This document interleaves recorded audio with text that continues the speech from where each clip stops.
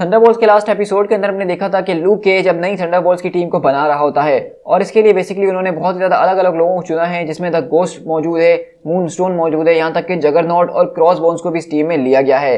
लेकिन इसी तरह हम देखते हैं जब लूक उनको सारी की सारी स्पीच दे रहा होता है, इस टीम को तैयार कर रहा होता है, तो अगले ही पल वहाँ पे बैरन ज़ीमो आ जाता है और वहाँ पे लूक केज का काम तमाम करके अपनी टीम को वापसी हासिल करना चाह रहा होता है। तो अब आगे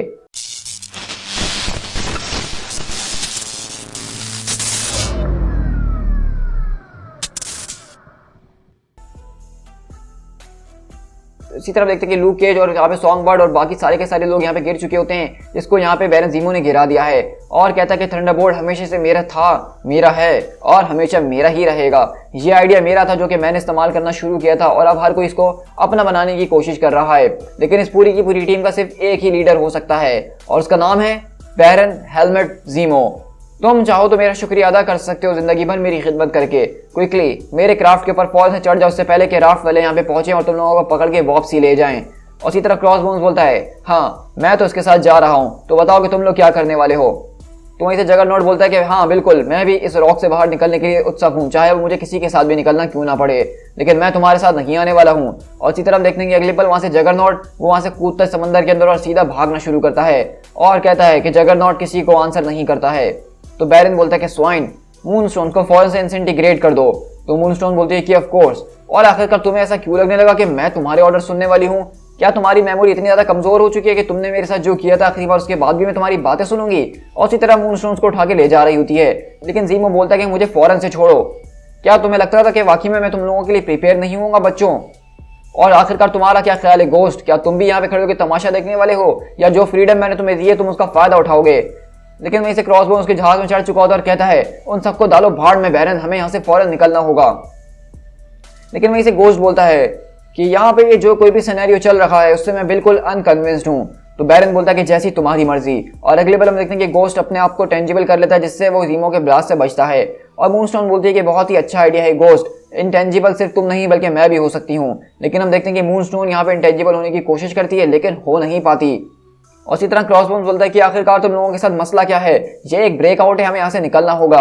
लेकिन गोस्ट बोलता है कि नहीं क्रॉसबोन्स, तुम गलत समझ रहे हो, ये सिर्फ एक हमारा टेस्ट है। हमारे सुपरवाइजर्स अभी भी जिंदा है, मैं देख सकता हूँ कि उनकी पल्स बहुत ही धीमी हो चुकी है लेकिन चल जरूर रही है। लेकिन सॉन्गबर्ड की जो धड़कन है वो अचानक तेज हो जाती है जैसे ही मूनस्टोन के ऊपर ब्लास्ट पड़ना शुरू होता है। आई अस्यूम कि उन्होंने किसी किस्म के केमिकल कैप्सूल्स को निगला है और कुछ नहीं। और इसी तरह हम देखते हैं कि बेसिकली वो सारे के सारे उठ के खड़े होते हैं और वहीं पे लूक बोलता है, ऑल राइट, अब मेरे ख्याल से तुम लोगों को समझाने का वक्त आ चुका है एवरीवन। तो वहीं से सॉन्गबर्ड बोलती है, लेकिन हम तो जगरनॉट को खो चुके हैं ना। तो लूक बोलता है कि नहीं, हमने किसी को नहीं खोया है सॉन्गबर्ड। हमारे स्कैन्स ने इस बात को पहले ही प्रेडिक्ट कर लिया था कि मार्को कुछ ऐसा करने की कोशिश करेगा और उसको हवा की ज़रूरत ही है। तो हमने सोचा कि उसको बाहर लेकर आ जाना चाहिए और वो जो करने की कोशिश करेगा उसको करना ही चाहिए। लेकिन इस समंदर के अंदर हमने कुछ ऐसी जेलीफिशेस को छोड़ा हुआ है जो कि उसको यहाँ से आगे नहीं जाने देंगी। मार्क 5, क्या तुम उसको फौरन से हमारे लिए ले आओगे? उसी तरह वहाँ पर अगले पल क्रॉसबोन्स अपनी गन निकालता और बोलता है, क्या ये सब कुछ एक ट्रिक थी? क्या वो हमें यहाँ पे टेस्ट करने की सिर्फ कोशिश कर रहे थे? तो वहीं से हम देखते हैं ज़ीमो और कहता है, एक्चुअली हमें इस बात को यहाँ पे चेक करना था कि तुम लोगों में से क्या क्या कैपेबिलिटीज़ मौजूद हैं और हम किसके ऊपर विश्वास कर सकते हैं और किस पे नहीं। और इसी तरह देखते हैं कि बेसिकली वो बैरन ज़ीमो होता ही नहीं बल्कि उस मास्क के नीचे फिक्सर होता है, जो कि यहाँ पे लूक के साथ मिलके इन सबको टेस्ट करने की कोशिश कर रहा था। और फिक्सर बोलता है कि हम लोग यहाँ पे कोई तुम्हारी लॉयल्टी को चेक नहीं कर रहे थे, बल्कि हम तो यहाँ पे अपने नाइनाइट सिस्टम को चेक कर रहे थे। तुम सबकी बॉडी के अंदर इस वक्त माइक्रोबॉट्स मौजूद हैं जो कि तुम लोग को तब दिए गए थे जब तुम राफ्ट के अंदर मौजूद थे। तुम में से कोई भी अपनी मर्जी से सब कुछ नहीं कर सकता, जैसा कि तुम जान ही चुके हो। हमने तुम्हारी सारी के सारी पावर्स को एक लिमिटेड वे में रख दिया है। मूनस्टोन, तुम अपने आसपास के मॉलिक्यूल्स को अब मैनिपुलेट नहीं कर सकती हो और इसलिए अब तुम इंटेंजिबल नहीं हो सकती हो बिना हमारी स्पेशल परमिशन के। तो मूनस्टोन बोलती है कि व्हाट द हेल, मुझे अपनी उन पावर्स की जरूरत है। तो सॉन्गबर्ड बोलती है कि flying, strength and laser beams, ये भी तुम्हारे लिए काफी नहीं है। तो मूनस्टोन बोलती है कि हाँ ये काफी होगी, लेकिन तुम जैसे किसी के लिए, मेरे लिए नहीं। तो वहीं से गोस्ट बोलता है कि ये तो काफी इंप्रेसिव है और मैं इस बात का अंदाजा लगा सकता हूँ कि आपने जगरनॉट को हमसे कहीं ज्यादा नाइनाइट्स दिए होंगे।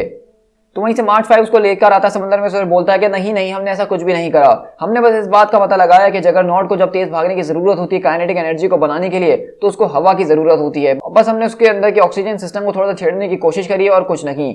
तो वहीं से गोस्ट पूछता है कि आखिरकार तुम लोगों ने ये सब किया कैसे?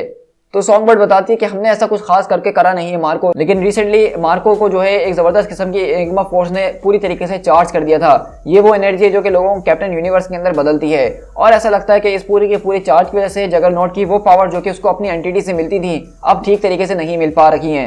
लेकिन जगरनॉट बोलता है कि हाँ सही कहा, लेकिन मैं अभी भी तुम लोगों के सर को कुचल के पाउडर बना सकता हूँ।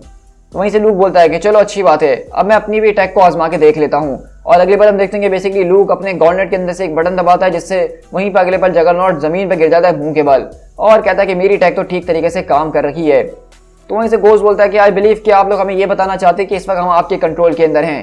तो लूक बोलता है कि तुम बिल्कुल ठीक समझे, तुम्हारा सूट भी पूरी तरीके से वायर किया गया और हम जब चाहें उसको बंद कर सकते हैं। तो वहीं से मूनस्टोन बोलती है कि जब हम पुरानी थंडरबोल्ट के अंदर हुआ करते थे, कम से कम वहां पे हमें हमारे पूरे राइट्स तो दिए जाते थे। तो वहीं से लूक बोलता है क्या तुम्हें लगता है कि तुम्हारे सारे के सारे राइट्स हमें देने चाहिए? लेट मी बी क्लियर, मैं तुम में से किसी एक को भी पिक नहीं करता, किसी एक को भी नहीं। मुझे तो ऐसा लगता है कि पूरी की पूरी काउंसिल जो उसका दिमाग खराब हो चुका था, जो उन्होंने इस टीम को बनाया और तुम लोग को एक सेकंड चांस दिया, क्योंकि मुझे पता है कि तुम लोग इस काबिल हो ही नहीं, तुम लोग मुझे कभी ना कभी गलत जरूर प्रूफ करोगे। लेकिन अब मुझे कम से कम इतना पता है कि तुम लोग क्या कर सकते हो और क्या नहीं कर सकते हो, किस चीज़ की मुझे ज़रूरत है और किस चीज़ की मुझे नहीं है, क्योंकि अब कल हमारा पहला मिशन आने वाला है। अब जाओ फौरन से राफ्ट के अंदर और कल अपने ऑर्डर्स का इंतजार करो। और उसी तरह सॉन्गबर्ड बोलती है, हे वैसे तुम काफ़ी अच्छे सीमो लग रहे थे। तो फिक्सर बोलता है कि अच्छा वाकई में, चलो थैंक्स। और उसी तरह देखते हैं कि बेसिकली फिक्सर यहाँ पे लूक केज को लेकर जा रहा होता है और बताता है कि बेसिकली हमारा पुराना वार्डन जो है वो अपनी कुछ सही हालत के अंदर मौजूद नहीं है, तो अब हमारे पास एक नया मॉडर्न आया है, और आई होप कि तुम इसको यूएस एजेंट के नाम से तो जानते ही होगे, जॉन वॉकर। और हम देखते हैं कि बेसिकली उनका जो नया वार्डन है वो कोई और नहीं बल्कि कैप्टन जॉन वॉकर है। और हमने कुछ टाइम पहले जो हुक वाला हाथ देखा था वो दरअसल जॉन वॉकर का ही है। और कहता है कि सॉरी केज, मैं इस शो के अंदर आने में थोड़ा सा लेट हो गया, लेकिन तुमसे मिलकर दोबारा अच्छा लगा। तो केज बोलता है कि जॉन आखिरकार सब कुछ कैसा चल रहा है? तो यूएस एजेंट बोलता है कि मैं जिंदा हूँ और मेरे पास एक तोहफा है और मैं इस तोहफे को दोबारा से वेस्ट नहीं करने वाला हूँ, और मैंने सुना है कि थंडरबोल्ट्स का पहला मिशन कल होने वाला है। तो लूक बोलता है कि हाँ वो एक सिंपल सा ही मिशन है, मैं अपने पूरे के पूरे गैंग को बाहर ले जाके देखना चाहता हूँ कि एक हॉस्टाइल सिचुएशन के अंदर वो कैसा परफॉर्म करते हैं। एक्सक्यूज मी फेलास, लेकिन मेरी वाइफ बिल्कुल भी इस बात को टॉलरेट नहीं करती है कि मैं उसके सेल फोन का जवाब ना दे रहा हूँ अनलेस अल्ट्रॉन मुझे मारने की कोशिश ना कर रहा हो। तो वहीं से यूएस एजेंट बोलता है कि हाँ हम समझ सकते हैं केज, तुम जाके उससे बात करो, वैसे भी हमारे पास बहुत वक्त है बातें करने के लिए। तो वहीं से फिक्सर बोलता है जॉन, जैसा कि मैंने तुमसे पहले भी कहा था कि हम तुम्हारे पूरे के पूरे आउटफिट को नया कर सकते हैं, तुम्हें एक नया एडवांस प्रोस्थेटिक आर्म दे सकते हैं, तो अगर तुम चाहो तो यूएस एजेंट बोलता है कि नहीं बट इसके बारे में रहने ही दो, मैं कोई साइबॉर्ग नहीं बनना चाहता हूँ ठीक उस इंसान की तरह जिसने मेरा एक हाथ काटा और मुझे ये आज बना दिया है।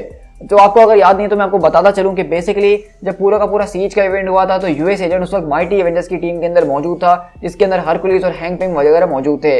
लेकिन जब वहाँ पे वो थंडरबोल्ट से मुकाबला करता है तो उसका जो कैप्टन था उस वक्त न्यूक, उसने बेसिकली यूएस एजेंट का हाथ काट दिया था। और वहीं से एक डॉक्टर बोलता है, ओ वार्डन, अगर आप यहाँ पे न्यूक की बात कर ही रहे तो मैं आपको बताता चलूं कि यहाँ पे आज उसके पूरे के पूरे स्टिमुलाई के अंदर थोड़ी सी प्रोग्रेस देखी गई है, लेकिन वो अभी भी कोमा के अंदर मौजूद है। तो इसी तरह हम देखते हैं कि बेसिकली न्यूक जो है उसको भी यहाँ पे थंडरबोल्ट फैसिलिटी के अंदर ही ला के रखा गया है और उसको भी एक तरह की स्टेटस के अंदर रखा हुआ है, यानी कि वो मुकम्मल तौर पर मरा नहीं है क्योंकि वो एक तरह का साइबॉर्ग है। तो यूएस एजेंट बोलता है कि नहीं डॉक्टर्स, अपनी सारी के सारी एफर्ट्स को इस बेकार सी चीज़ के ऊपर ज़ाया करने की कोई ज़रूरत नहीं है, क्योंकि इसके अंदर बदलाव का अब कोई चांस बाकी ही नहीं है। और इसी तरह देखते हैं कि अगले दिन बेसिकली लोग यहाँ पे सारे के सारे लोगों को बुलाता है और उनको अपने मिशन के बारे में समझाना शुरू करता है कि उनको क्या करना है, और बताता है कि तुम्हारा पहला मिशन जो है वो एक लाइट ड्यूटी होने वाला है, मतलब तुम्हें यहाँ पे सिर्फ ऑर्डर्स को फॉलो करना है और एक साथ काम करना है, वरना अगर तुमने ऐसा ना करा तो तुम लोग को मिशन से बाहर कर दिया जाएगा। तुम में से बहुत ज़्यादा लोग उस वक्त वहाँ मौजूद थे जब पूरी की पूरी एसगार्ड को डिस्ट्रॉय किया गया था, तो वो लोग जानते हैं कि वहाँ पे डिस्ट्रक्शन एक बहुत ही ज़्यादा बड़ी थी और पूरा का पूरा ओक्लाहोमा सिटी एक रबल के अंदर बदल गया था। एसगार्ड की सिटी के अंदर एक पूरा का पूरा प्रिजन सेल भी मौजूद था जहाँ पे एसगार्डियन दुश्मनों को रखा गया था जो कि जाने जाते हैं ट्रॉल्स के नाम से। लेकिन जब पूरी की पूरी सिटी कोलैप्स हुई तो उसके अंदर से बताया जा रहा है कि सारे के सारे कैदी मर चुके थे सिवाय 3 के। वो जो 3 ट्रॉल्स थे वो वहाँ से आज़ाद होकर भाग चुके थे और वो भी खुल्ला खुल्ला घूम रही हैं। तो जगरनॉट बोलता है कि ट्रॉल्स सच में? इसके बाद क्या हमें फेरीज और एल्व्स को भी पकड़ना होगा? तो लूक बोलता है कि हाँ मुझे लगता है कि तुम्हें इस बात ने इंप्रेस नहीं करा है मार्को, लेकिन उन चीज़ों ने जो है कुछ लोगों की जान ले ली है और मैं चाहता हूँ कि हम उनको जिंदा वापसी पकड़ के लेकर आएँ। तो वहीं से जगरनॉट बोलता है कि ठीक है, तुम्हारे छोटे हॉबिट्स को मैं लेकर आ जाऊँगा, तो ये बताओ कि हमारी ट्रांसपोर्ट कहाँ है? तो वहीं से लूक मुस्कुराता और कहता है अब वक्त आ चुका है तुम्हारे नए टीम पार्टनर से मिलने के लिए। और वो सब जब यहाँ पे देखते हैं मैन थिंग को तो उनकी फटके 4 हो जाती है और कहते हैं कि आखिरकार ये क्या चीज़ है भाई। तो वहीं से जगरनॉट बोलता है कि ये एक स्वैप मॉन्स्टर है। तो सॉन्ग बर्ड बोलती है कि ये मैन थिंग है, इसके पास एक नेचुरल कनेक्शन है जो कि टाइम एंड स्पेस से जुड़ा हुआ है। हैंक पिम ने इसको इस तरीके से हमारे लिए प्रोग्राम किया है कि हम इसको जो चाहें जहाँ पे चाहें वो वहाँ पे हमारे लिए पोर्टल खोल सकता है, बस इसको छूने की कोशिश मत करना। और इसी तरह हम देखते हैं कि बेसिकली लूक केज वहाँ पे सारे के सारे कोऑर्डिनेट्स को अपने गॉनेट के जरिए सेट करता है और अगले पल मैन थिंग उनको वहाँ से टेलीपोर्ट करके ले आता है जहाँ पे उनको जाने की जरूरत होती है। तो वहीं से गोस्ट बोलता है कि एफिशिएंट, ये तो बहुत ही ज़्यादा स्मूथर है, इससे ज़बरदस्त टेलीपोर्टेशन टैग मैंने आज तक नहीं देखी। तो वहीं से लूक बताता है कि ऑल राइट, हमें सारी की सारी साइटिंग्स जो मिली इन ट्रॉल्स के बारे में वो रिपोर्ट्स में बता रही हैं कि यही वो जगह है जहाँ पे वो सबसे ज़्यादा अटैक करते हैं और घूमने फिरने की कोशिश कर रहे होते हैं। और इसी तरह हम देखते हैं कि अगले पल यहाँ पे खतरनाक किस्म के जो ट्रॉल्स मॉन्स्टर्स होते हैं वो यहाँ पे अचानक आ जाते हैं और इन पूरी की पूरी टीम के ऊपर अटैक करना शुरू करते हैं और आधी टीम वहाँ बढ़ जाती है और आधी यहाँ बढ़ जाती है। वहीं से लूक बोलता है कि सॉन्ग बर्ड तुम फौरन मैन थिंग के साथ रहो और इसको पूरे के पूरे ट्रबल से बाहर रखने की कोशिश करो। एवरीबॉडी वो लोग भाग रहे हैं और हमें उनको पकड़ना होगा। उसी तरह हम देखते हैं कि बेसिकली जगरनॉट और मूनस्टोन उसका पीछा करना शुरू करते हैं। तो वहीं से क्रॉसबोन्स बोलता है कि वो लोग स्पीड में बहुत ज़्यादा तेज हैं और वो सब कुछ पकड़ के हमारे लिए पहले से ही काम खत्म कर देंगे। तो गोस्ट बोलता है कि ऐसी कोई बात नहीं है क्योंकि मैं डिटेक्ट कर रहा हूँ कि एक और ट्रॉल मौजूद है जो कि इनके पैरेलल मूव करने की कोशिश कर रहा है। मेरे ख्याल से हमें इस तरफ जाना चाहिए। इसी तरह हम देखते हैं जगरनॉट यहाँ पे सारे के सारे पेड़ पौधों को तोड़ता हुआ जा रहा होता है और बोलता है कि निकल के बाहर आओ, कहाँ छुपने की कोशिश कर रहे हो। तो लूक बोलता है कि मार्को, जंगल को बिगाड़ना बंद करो, बस हमें उनको ढूंढना होगा। तो जगरनॉट बोलता है कि मैं इसी तरीके से काम करता हूँ केज। तो लूक बोलता है कि वेल मैं तुम लोगों को एक बात बताना भूल गया था कि किस तरीके से ये ट्रॉल जो हैं ये जंगल के अंदर बहुत अच्छे तरीके से अपने टैक्टिक्स को बना सकते हैं। और अगले पल हम देखते हैं कि वहाँ पे खतरनाक किस्म का ट्रॉल निकलता है छुपके से और वो वहाँ पे जगरनॉट को उठा के दूर फेंकता है। लेकिन इसी तरह लूक उसके ऊपर कूदता उसको अटैक करने के लिए और उससे मुकाबला करता है, लेकिन वो ट्रॉल्स बहुत ज़्यादा खतरनाक है और वो लूक को ज़मीन में गाड़ देते हैं और वहीं पे लूक गिर जाता है और कहता है कि वो लोग यहाँ से निकल रहे हैं, तुम्हें उनको पकड़ना होगा।